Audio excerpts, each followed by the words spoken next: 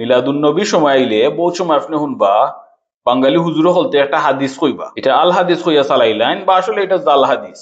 আল্লাহ সবর ফয়লা মুহাম্মদ সাল্লাল্লাহু আলাইহি সাল্লাম ওর নূর তৈরি করছে, আর বাইদে ও নূরটা কি সব তারা সৃষ্টি করছে। মেজর্স কলেজ অফ ইসলাম, ইমাম আল সুয়ুতি, শেখ আল আলবানী, শেখ ইবনে বাজ, তারা সব কইছেন এটা জাল হাদিস।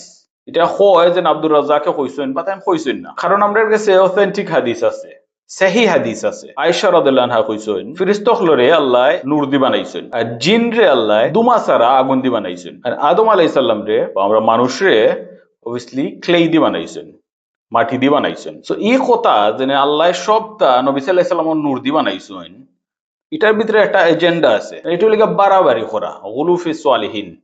নবী সাল্লাল্লাহু আলাইহি সাল্লাম রে ওলা দরজাত পৌঁছানি যেন একবার আল্লাহর লগে মিলাইলি, তা ওটা লাগি তারা কয় নবী সাল্লাল্লাহু আলাইহি সাল্লাম যেমন তেমন নূর দিয়ে তৈরি নাই, আল্লাহর জাতি নূর দিয়ে তৈরি। মানে আস্তাগফিরুল্লাহ, নবী সাল্লাল্লাহু আলাইহি সাল্লাম আল্লাহর অংশ।